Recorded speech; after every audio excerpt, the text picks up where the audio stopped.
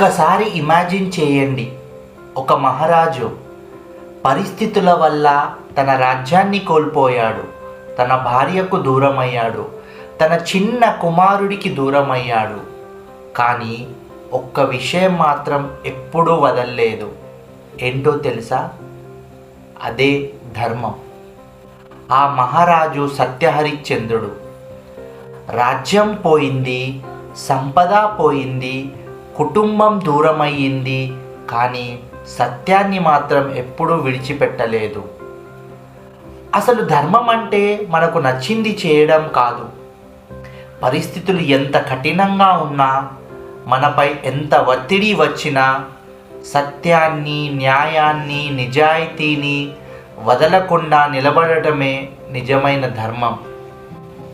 అందుకే మన శాస్త్రాలు చెబుతున్నాయి, ధర్మో రక్షతి రక్షితః. ధర్మాన్ని కాపాడిన వారిని ధర్మమే కాపాడుతుంది.